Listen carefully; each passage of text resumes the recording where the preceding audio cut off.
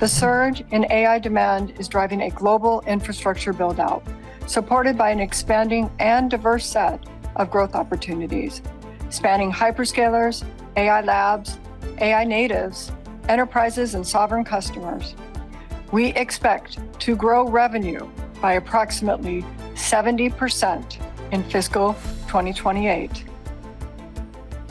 Nvidia's blockbuster forecast blowing past expectations and restoring confidence in the AI trade.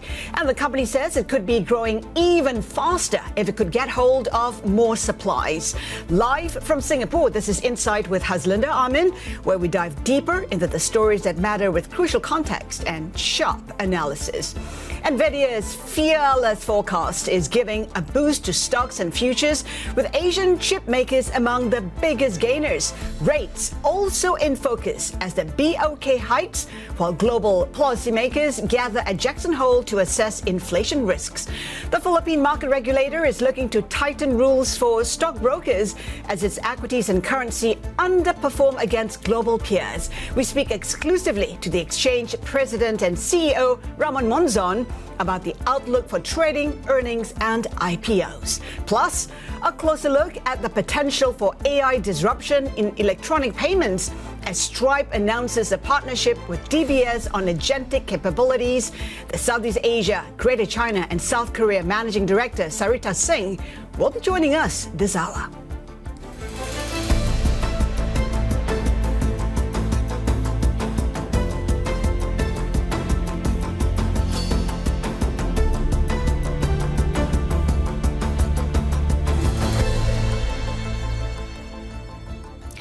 Asian stocks are mostly rising after that upbeat outlook from Nvidia, helping to ease concerns about a bubble in the AI economy. This comes even amid rising Chinese competition. Let's check in on how markets are faring with Avril Hung in Singapore. Rather, she's back from Hong Kong. Avril, what are we seeing in terms of chip stocks in Asia? Yeah, we're seeing Asia chip stocks mostly in the green, so that's helping to lift the Kospi, the TAIEX, after Nvidia's upbeat outlook, as you say. The CFO talking about 70% revenue growth for fiscal 2028 versus analyst projections of about 45%. Not only that, saying growth could be even better if they can get their hands on supply. So the key message seems to be, even after years of runaway growth, that the customer demand is not letting up. So helping to ease, as you say, some of those investor concerns about a bubble in the AI economy. For the board, it's not just about the revenue outlook, of course. For the second quarter, we did see EPS as well as revenue beating.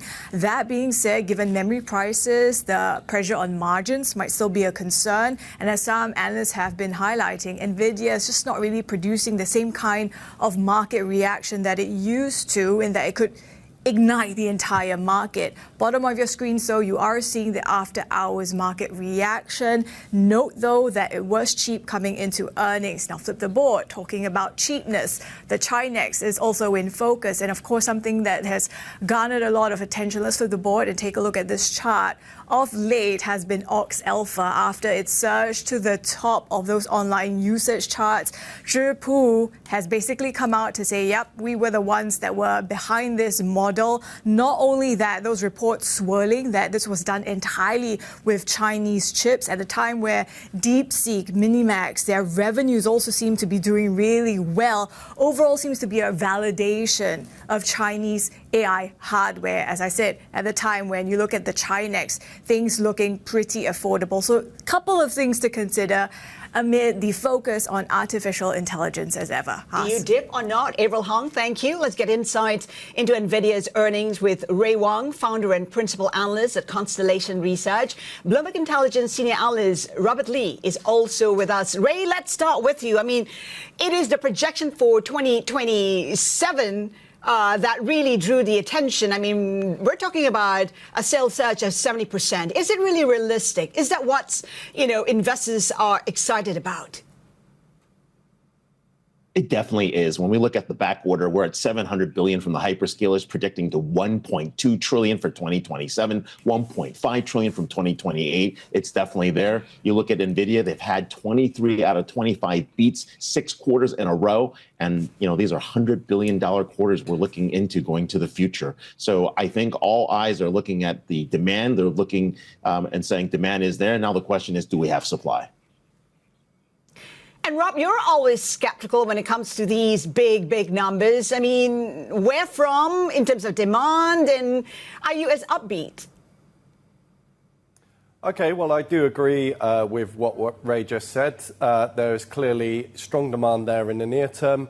Their guidance could add somewhere close to $100 billion in incremental revenue for the calendar year 2027 forecast. So obviously, demand continues to outstrip supply, but there are ongoing concerns within those taking a more, skeptical or more balanced view about the long-term sustainability of this capex cycle at the moment. When you look at from a Chinese perspective, the vast majority of firms are still heavily losing money. So we haven't seen the advent of killer AI apps. AGI remains somewhere in the distant future, and yet these big hyperscalers continue to spend. So again, their spending is backed up by real short-term demand, but I think there are ongoing questions about the sustainability of this capex cycle and where it's really heading on a medium-term view. It's also about supply constraints. If there were no supply constraints, what kind of numbers might we see, Ray? Yeah, that's definitely a great question. And I would think we'd see at least 30 to 40% more demand if there were not supply constraints. Part of the reason is the bandwidth, high bandwidth memory constraints that we're seeing. And also we're starting to see constraints just all across the board in terms of overall chip capabilities. And this is really where the challenge is going to be is, can we actually get new chip plants up fast enough? And even if we see headwinds, as Robert was saying, I mean, whether it's, custom silicon threats, whether it's, the ability of China to be able to catch up, the demand is just incredible. And so when you have this kind of demand, you have to go and build supply. And I think that's where you're seeing those investments. That's why Nvidia is actually front loading those investments to get AI factories up and running. And they're all designed to make sure that there's a smoothing of that demand to meet the smoothing of the supply. We'll see how it works out in the reality. I guess the question is where demand is coming from, because when you take a look at the numbers, U.S. sales numbers really fell short of expectations. You come to the conclusion that perhaps other markets are making up for it. Exactly where? Ray?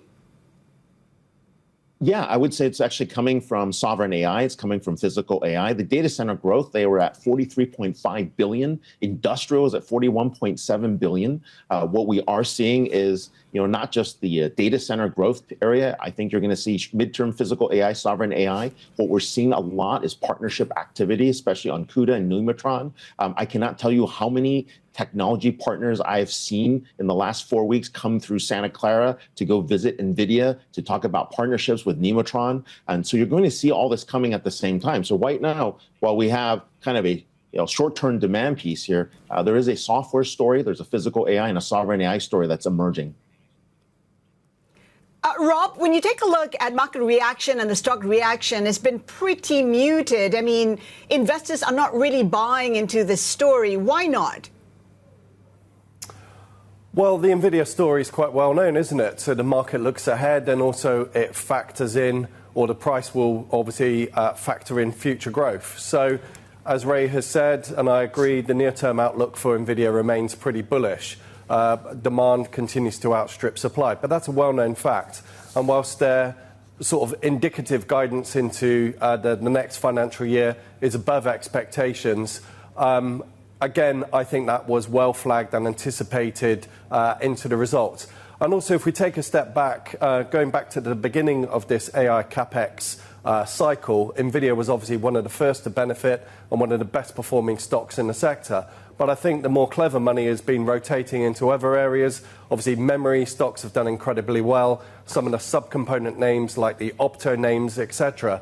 So I think there's been a rotation of money, whilst probably for most long-onlys, fund managers, that is, Nvidia remains a core holding, I would guess. But, you know, the alpha generation is more in these subsidiary names and other companies within the broader food chain. So, yeah, I mean, what is known, what did we know, what did we learn last night on the results that is incrementally or significantly different compared to expectations going into the results? You know, there hasn't been a massive change going forward, and therefore I think that's why the stock reaction is more muted than perhaps we've seen in the past. The good news is factored in other words. Right, and of course we're talking about Blackwell, we're talking about Rubin cycle. Where are we with that? Are we at the beginning of the peak? Have we seen the peak already in terms of demand? Rob? Okay, well, they continue to launch new generations of chips. As you said, Blackwell's in production at the moment, and Rubin is sort of ramping nicely.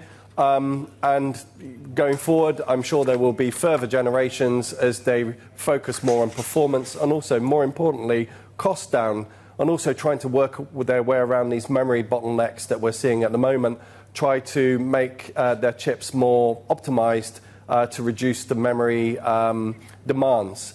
So I think that's the direction of travel. And, you know, there is no... you know, when you've got the hyperscalers in the next financial year spending close to $1 trillion in capex, I think, again, there is no near-term concern. But the wider concerns, again, are about the sustainability of the companies who are spending at data centers. Let's just briefly look at two Chinese examples.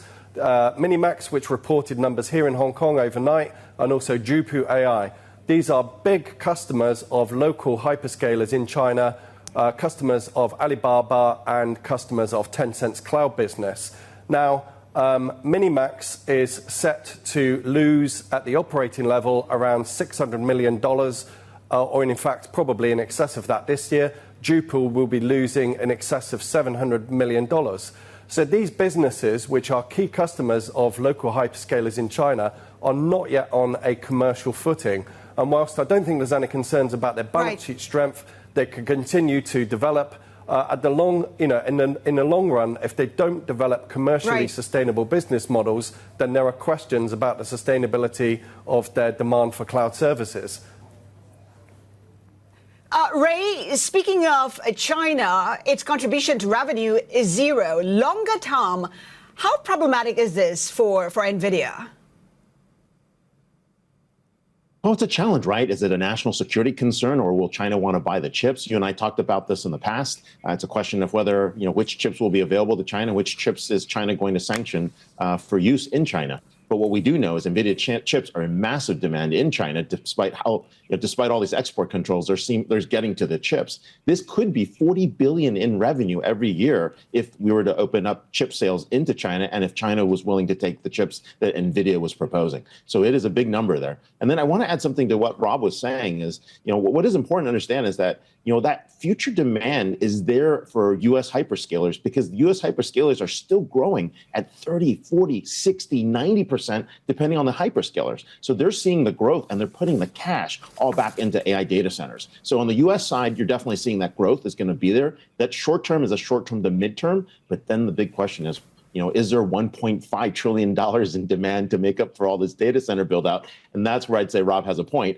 We haven't seen that killer use case, but I know it. I see it. I see the agentic AI. I see how companies are using this. And I think we're going to see that explosion. But nothing is so apparent yet right now that you'd say this is the winning use case. I think we've got 18 months to 24 months to figure that out. But in the meantime, on the short term side, I wouldn't be as worried. Ray Wang, founder and principal analyst at Constellation Research, and Bloomberg Intelligence senior analyst Robert Lee. Thank you. Coming up, some of the biggest listings in years are lining up in the Philippines. We'll speak exclusively with the stock exchange president and CEO Ramon Monzon about the IPO pipeline, market liquidity, and the outlook for investors. Keep it here with us. This is Bloomberg. Welcome back. You're watching Insight. The Philippine Central Bank looks set to raise its policy rate by 25 basis points today as it seeks to rein in high inflation and ease pressure on the peso. Inflation has remained well above target due to higher oil prices amid the Iran war, while stocks and the currency underperform against regional peers. Avril is back for more with us. Avril, what's the state of play here? Yeah, Has, as you said, BSP is expected to hike today. This would be for the third straight meeting. And inflation data has been going the correct direction, encouraging signs. That being said, it's still well above the BSP's 2 to 4% target. And as the governor has been highlighting recently, they really want to see inflation lower before they can relax. Indeed, talking at a Senate hearing today also about the concerns of the second-order effects of oil prices. This is all, of course, coming at a time where the peso is really not far from those record lows, which has been very unhelpful for fuel import prices, the cost of that. Now, flip the board because, of course, it's not just the peso that has been coming in weak, also the stock benchmark. Whether you look at price or a market cap basis versus what we've seen on average in the past 10 years, it's still trending below that, even though it has bounced off the lows that we saw earlier in May. And think about as well, when it comes to foreign selling in the past week for Philippine stocks, that has accelerated. We're also seeing retail participation compared to the likes of Vietnam or even India, that in the Philippines, that is trailing. So where do we go from here? Now think about how the Philippine Stock Exchange is thinking about that later in the year plan for the new trading engine. And then, of course, the Mint IPO behind GCash, of course, and that could be a record $1.5 billion raised. The question is whether all this is going to be enough given the continued macro concerns. And also, how much appetite, Avril? Well, joining us exclusively, Ramon Monzon, President and CEO of the Philippine Stock Exchange. Ramon, good to have you with us. We talk about the underperformance of Philippine stocks. Do you expect that to reverse? What could prompt that? Well, as mentioned already, we're facing some headwinds in our exchange, high inflation, depreciating peso, and of course, much lower GDP growth rate. But having said that, we look forward. Well, the PSE is core strategic initiative at the moment is to increase liquidity in the market, and we are doing this by prioritizing reforms that would increase listings, introduce new products, enhance infrastructure and efficiency, and basically attract more foreign investors to the market. So far, we've had about our capital raising, it's below the same period last year, but with the Mint IPO and the Vitro REIT IPO, which is a data center, we expect the second half to be very, very healthy and good for the market. Can you quantify that? How would that contribute to the second half performance? Okay, for the first half, our capital raising was about 63 billion pesos. Actually, at the beginning of the year, I had projected the capital raising amount of about 170 billion. But with the Vitro REIT and the Mint IPO happening the second half, we expect our capital raising target to be exceeded, reaching about 205 billion. So that should hopefully, pump in some liquidity into our market for the second half. We're also, receiving more applications for IPOs next year. How many more? Okay. So far, we've very concrete indications that we should have about 4 new IPOs at least, the first half of next year. Ramon, you talk about trying to boost liquidity. When it comes to the 2 big IPOs that are expected to come online, GCash as well as PLDT's data center unit, do you think there's enough liquidity to absorb these 2 big IPOs? I think there's enough liquidity in the market. I mean, in fact, that's the reason we proactively worked with Mint to lower their public offering float to just 12% from the previous 20% requirement for IPOs and an amended 15%. Again, we wanted to make sure that there was enough liquidity in the market that could absorb such a big IPO. These two IPOs alone will hope to raise about 116.5 billion pesos. Are there cornerstone investors for GCash already confirmed? Well, I am not privy to that. I mean, I have not talked to the investment bankers, although I know the Vitro REIT, the data center of PLDT, has postponed its listing date precisely because, you know, they are in the process of closing, I guess, deals with a few cornerstone investors. As we talk about listings, new listings, there are also planned delistings. Robinson is a case in point. Of course, delistings, not a new thing and not peculiar just to the Philippines. Other countries are doing it as well. At what stage would you worry about delistings on the Philippine Stock Exchange? Okay, I mean, if you look at the delistings at the, you know, the 5 or 6 ASEAN stock exchanges, and you look at the delisting number in relation to the total number of listed shares, well, I'm happy. I mean, I'm not happy, but I'm saying we are, you know, Singapore has the highest, you know, delisting percentage vis-a-vis the number of listed companies, followed by Indonesia, Malaysia, and we just come fourth. And Thailand is the only one that has a better track record in the listings than, I guess, the Philippines. Some changes could come online. Ramon, we know the SEC. Go ahead. Well, you know, a lot of people have raised this delisting issue as a, you know, something hanging over the market, a dark cloud. But I think it's something that's very natural for all markets. We know that the SEC is mulling the possibility of raising the minimum capital requirement for all stock brokers to over 100 million pesos. What do you make of the move? Well, actually, the PSE board has already, come out with a, directive to the brokers to raise their capital requirements to 100 million, and we've given them a runway of 3 years. So the SEC is talking about shortening the runway or increasing it further from 100 million, but they've talked about it. But I'm saying we've submitted to them the board's decision to increase it, and I haven't heard officially from them on that. Do you think this could lead to consolidation within the industry? Is that a good thing?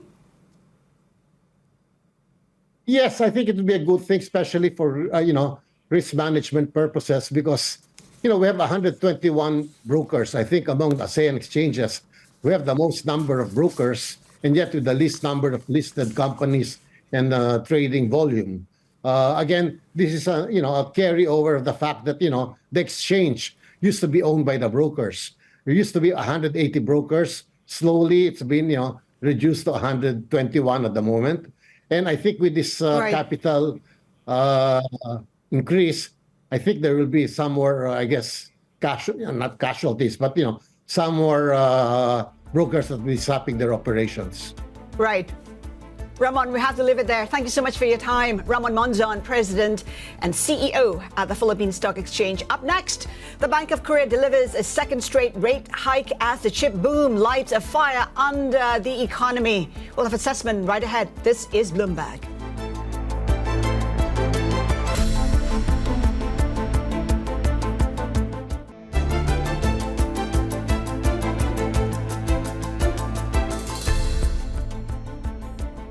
Welcome back. You're watching Insight. The Bank of Korea has raised its benchmark interest rate for its second consecutive meeting, hiking 25 basis points to 3%. The 6-1 decision saw a lone dissenter calling for a hold. Governor Shin Hyung-sung says the cost of responding too late to the inflation threat is too high. Let's get perspective. Anitza Nip, Asia Head of Fixed Income Research at UBP, is with us. Anitza, your thoughts on the move today? Pretty unexpected and pretty unprecedented as well. What message do you think the BOK is sending to the markets? Okay, basically, I think, it's more a preemptive measure because I think they do worry about the inflation rate, in the domestic economy. They just want to act earlier than, later. Even though we see that the domestic economy is still, pretty reasonable and okay, but I think it's more like, just a precautious measure that they want to, hike at this point of time. We've had the governor say that the next several meetings are all live. Do you expect more rate hikes in the coming meetings? Well, basically, given they, have moved in August, we don't particularly expect that they're going to move going forward in the, following months. Basically, they just want to stay put and see, what's going on with the data before they will move again. Because again, it's not necessary that they need to do some sort of tightening measure at this point of time. So what would that mean for Korean assets? We saw the Korean won strengthen just a little bit from that move. And what do you make of the attractiveness or not of Korean bonds? Well, because I'm more focusing on the U.S. dollar side. In fact, what we've been seeing would be Korean names are good supplier in terms of issues in the primary market.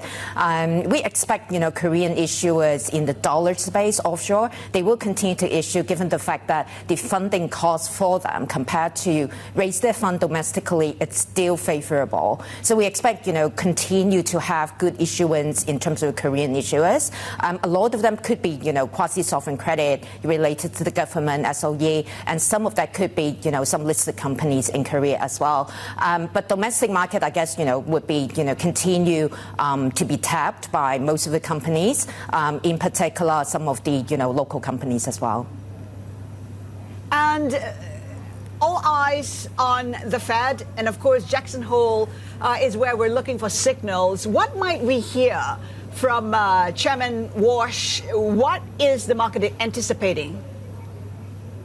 Well, basically, I think, a lot of people are anticipating whether he would, make some comments about the inflation in the U.S., whether he's going to provide some sort of guidance. But I think, he already mentioned that, no forward guidance going forward. So I suppose he probably, may touch on a few areas in the U.S. about the economic, conditions, inflation, what their concern will be. But I just don't particularly think that, there would be something really concrete or solid because I guess, it will be data dependent going forward. Inflation would still be one of the things that they worry about. And recently we see the PCE actually, it's, pretty in line with the market. So it may not be something that, people need to worry about. In fact, we also think that the inflation has peaked, over the last few months and may gradually, slowing down towards the end of the year. But just gradually.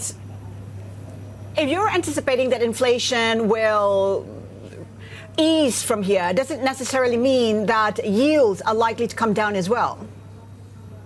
Okay, that's a very good question, right? Because I think, people are building in quite a bit of inflation expectation. Market is thinking that there will be, one rate hike in the U.S. Towards the end. But our house view basically is, it's that there will be no rate hike throughout 2026. Mainly it's because inflation, as mentioned, is probably have peaked and would slowly coming down gradually. And therefore, it shouldn't be a big concern for the Fed. I think, labor market as well as, the economic conditions would more be something the Fed needs to worry about. In terms of a yield, as you see recently, because a lot of things is still pretty uncertain in the market. So we anticipate Treasury yield may still stay range bound for now, in particular on both, the short end as well as the long end. But there will be volatility going forward, given we're still uncertain about the Middle East conflict, oil price, inflation, fiscal deficit, in the U.S. So I guess all these factors would make, market not sort of, like trying to buy more at this point of time, but we still think that, the yield would stay at, current level and range bound. It's not about inflation, it's also about AI capex. If AI capex remains elevated, there's nothing much the Treasury can do to control the long end yields from here. Is that correct? Well, in a way, these companies need to tap the market, not just equity, but also on the debt. As we have seen over the last few months, there's been like massive issues from hyperscaler names, in particular on the long end. I guess that would, be one of the factors affecting the yield as well. As you mentioned, with the issuance sort of like dominating, in the market, the yield at this point of time will be very difficult to come down. But I guess, like the strategy the investor can go to, I guess, would be, stay on the shorter duration, say, for example, 4 years in terms of the paper, and that could kind of like, avoid volatility on the long end.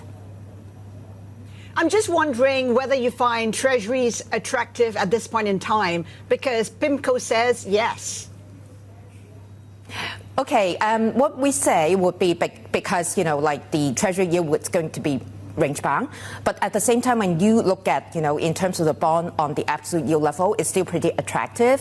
While credit spread, we think, still resilient. So we stay constructive in terms of the fixed income market. It's just you need to gauge in terms of the timing and also in terms of like what credit you are going into.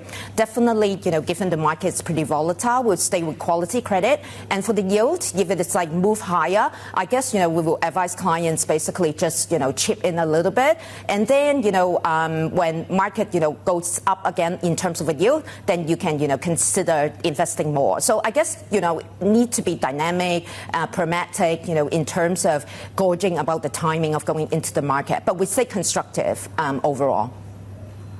How about emerging markets, emerging market bonds? Are they looking good? Yeah, definitely, because I guess, like US dollar at this point of time is still, kind of moving a little bit weaker. So that definitely would benefit in terms of emerging market bonds. We basically like the emerging market domestic bonds as well. I guess, people can go through some of the funds, to do that. But at the same time, emerging market yields like Indonesia or maybe like, Brazil, those are attractive as well as part of the portfolio that you get into, rather than just US dollar bonds. And in terms of non-USD currencies, what are you looking at? Oh, it's interestingly, actually, we find Aussie bonds very attractive. The main reason would be, of course, we look at the currency as well. Our view on the currency would be it's going to appreciate or at least, stay around the current level. At the same time, when you look at the RBA, the cash rate at the moment is around like 4.35%. They hiked 3 times already this year. We don't particularly expect that they're going to hike again, this year, even though the inflation number yesterday that came out is a little bit, higher than expected, but we reckon they are attractive in terms of carry. Some of the bonds are yielding around like 5%, and some of the bank AT1, in particular in Aussie, actually yielding around 7%. They are pretty attractive. I think alternative US dollar would be Aussie. And what's also interesting is that more global issuers are actually tapping the yuan bond market. Isn't that true? Yeah, that's very true. You see like more supply, more diversified in terms of choosing the issuer in the dim sum bond market, which is a good thing. And also I think that's in relation to some diversification from US dollar investment. So CNH or, domestic CNY bond definitely was something people can look at. At this point of time, we just reckon the yield is still, a little bit low. But for our client, if it's an alternative to deposit, we reckon CNY, CNH bond would definitely be something good for them to be put to the portfolio. Anitza, before we let you go, I'm just wondering what you deem as the biggest risk for the bond market for the rest of the year. Well, I guess, uncertainty on the Middle East conflict, inflation, all these would definitely affect the sentiment. Overall, we're still constructive in terms of corporate earnings and also, the underlying fundamental. But overall, I think, these two factors, inflation and Middle East conflict, would still be something dominating, being, will make the people harder to make their investment. Great insights. Anitza Nip, Head of Fixed Income Research Asia at UBP. Still come on Insight. We speak exclusively with Stripe Asia MD Sarita Singh as AI threatens to reshape the digital payments business. Keep it here with us. This is Bloomberg.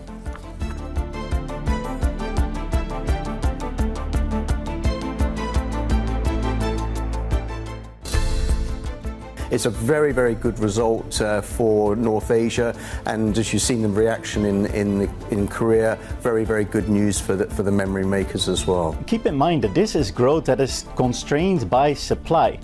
Right? Nvidia was very explicit in saying that if they would be able to get more supply, they see a path towards doubling the revenues next year. Right now, you don't really worry about the semiconductor results because the supply chain is very constrained and demand outstrips supply, right? So you can see that for the next few quarters. Everybody's scrambling to increase the capacity. We pretty understand the latent demand for AI. It's really down to whether these LLM models that Anthropic and the other US companies are initiating are actually going to be as profitable as they originally had planned. Some of our guests discussing Nvidia's forecast for 70% revenue growth in the next fiscal year. Well, our next guest has been steering payment processing firm Stripe through the rise of AI. Her company has pioneered frameworks that allow AI agents to transact securely, empowering what's now called the agentic economy. Joining us exclusively, Sarita Singh, Stripe's Managing Director for Southeast Asia, Greater China and South Korea. Sarita, good to have you with us. We talk about how AI is perhaps transforming the payment space. What is its biggest contribution going forward, do you think?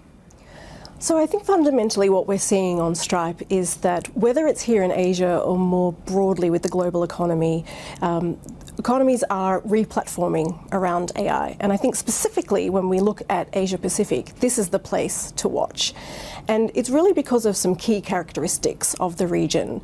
The first could be because of the fragmentation or the diversification of payment methods. We are not a monolithic card set of markets. We use a plethora of different and local payment methods such as wallets or QR codes or even instant government rails. And the next is because the kinds of consumer behaviours that we see in this part of the world. Consumers in Asia are really happy to adopt and adapt. And that means that adopt new technologies and adapt their buying processes, the way that they pay and transact, including AI-driven channels. But you see AI perhaps contributing in the safety of payments, because we see a lot more risks to that with AI. I think it's a combination of both. So on one side, there is incredible opportunity that is driven by AI. And in terms of supporting businesses, it allows businesses to become much more adaptable. So for example, it will help businesses differentiate between good and bad customers. It will help businesses detect and also prevent fraud. And it will also help businesses to localize and personalize those checkout experiences. But I will state, it is early days in terms of the AI impact here, especially on commerce. I don't want to overstate where we're at. But we have fundamentally seen so much change just in the last sort of 12 to 18 months. And that underlying structural change of agents is now really starting to take hold. And we're seeing the change in AI in terms of AI previously being able to know things. We would go to AI and ask it questions. Now AI is being able to do things for us, which includes completing that closed loop transaction. You talk about the importance of agentic commerce. I'm wondering, in the next 5 years, how important would that be to perhaps your bottom line? Oh, I think it's going to be incredible. Not just for us, obviously. We are the beneficiaries of seeing many different kinds of organizations continue to grow and flourish, especially from Asia to the world. So what we're seeing is 55% of businesses here in Asia on the Stripe platform are going cross-border, and an AI is enabling A, that to be a lot more frictionless, but B, the speed at which that is happening is so much greater. So for example, Singapore AI businesses on Stripe are entering on average 7 new markets in their first year since inception. So the proliferation of Asian businesses across the world is happening at great pace. But what AI is fundamentally doing is allowing these businesses to not only move fast, but to scale faster, quicker, and cheaper. Can you quantify the kind of contribution that agentic commerce will contribute in the next 5 years? Is there a way to show growth? What kind of growth are you anticipating? Actually, we already see this growth happening on our platform. So AI companies are typically, or have grown on our platform more than 240% year on year. That's today. We only expect that particular trend to continue to accelerate. You talk about Asia. It is a fragmented region, I suppose. How are you navigating it in terms of regulations, in terms of the requirements and policies? Yeah, I would reframe the fragmentation statement as... It is fragmented. It is not one Asia. For sure, but we don't see it as a problem, right? We see this more as Asia's superpower. And the reason for that is if you think about what this hyperlocal requirement has resulted in, think about the proliferation of innovation that we've seen. Different payment methods like QR codes and government rails, etc. And we've seen that really power and change customer behaviours. There are implications, obviously, for regulatory adherence, risk management, but there are many tools that we offer through a single financial infrastructure platform that allows businesses to adapt their business and how they're growing using these tools. Which countries in this part of the world are actually leading in terms of regulation and safety? Definitely, I want to call out the Monetary Authority of Singapore. They have very robust frameworks for regulations as it pertains to money movement and processing, and we are thrilled to be partnering with them to adapt those for our own business, but also to provide information and input into how those continue to evolve for all businesses in the region. You talk about how you've seen massive growth, especially in Asia. Can you draw the distinction in terms of growth in Asia versus the US or Europe, for that matter? Because when it comes to digital adoption, surely Asia is leading the pack. That's what a lot of people say. Yes, I would agree with that. Look, we've seen such incredible change over 10 years. And in fact, it was you who broke the news 10 years ago that Stripe was entering the market. So it's a bit of a full circle moment. But over the last 10 years, there's been incredible change, right? We've seen businesses completely change. And I often talk about how when I first arrived in Singapore, Asia was very much an order taker. We were expected to consume technology and just do with it as is. But now what we see is because of this innovation and because of the degree to which businesses are very aggressive about growing and adapting and being hyperlocal, we've become the order makers, right? And so that innovation has fundamentally shifted that balance and that pattern. But the payment space has become really competitive. If you take a look at a market like China, for instance, I mean, it has several really prominent payment platforms. How are you looking at the proliferation of competition in this space? So we believe that competition is generally good for consumers and good for... How are you competing? What's the differentiator for you?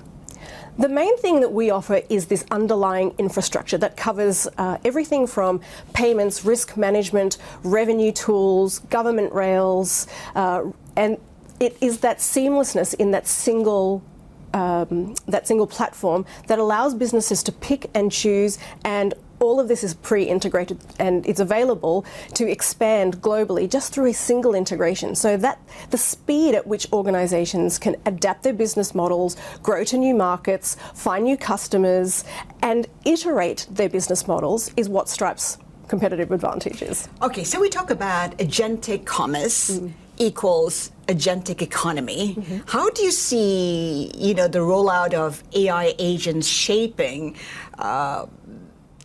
reshaping commerce in this part of the world?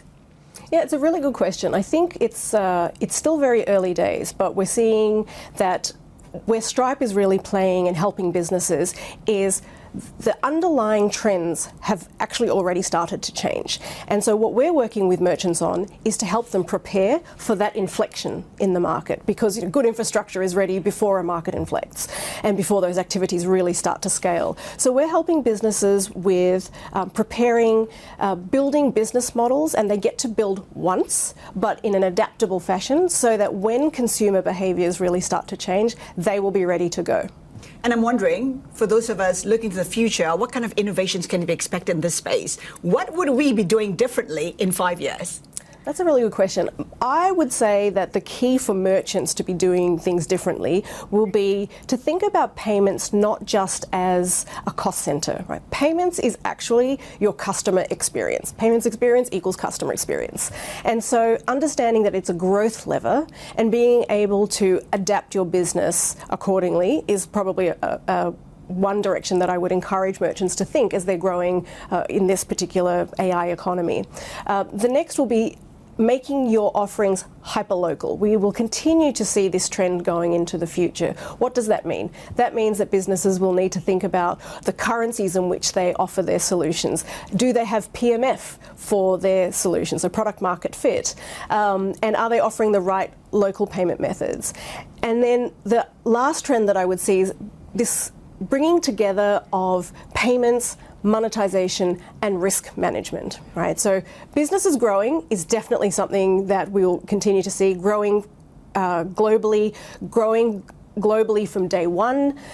These are all really important, but being able to marry these with a very safe, consistent, programmable approach is what Stripe can help them with. Sarita, great having you with us. Thank you so much for that. Sarita Singh, MD of Southeast Asia, Greater China and South Korea at Stripe. And we have breaking news crossing the terminal. The US is investigating Apex Logistics over AI chip smuggling to China. Again, US investigating Apex Logistics over AI chip smuggling to China. And before we go, here's a look at tomorrow's show.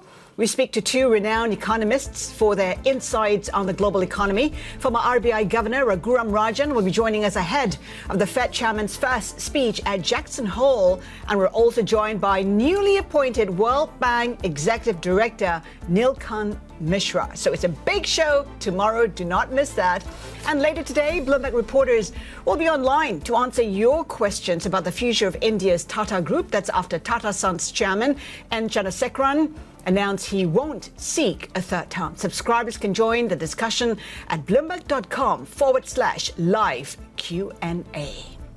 Well, Bloomberg has also launched a dedicated digital experience for India. Subscribers can visit bloomberg.com/India for exclusive reporting and curated features, video and other content from our global newsroom. Well, plenty to tell you about. That's it for Insight. Horizons Middle East and Africa is up next. Keep it here with us. This is Bloomberg.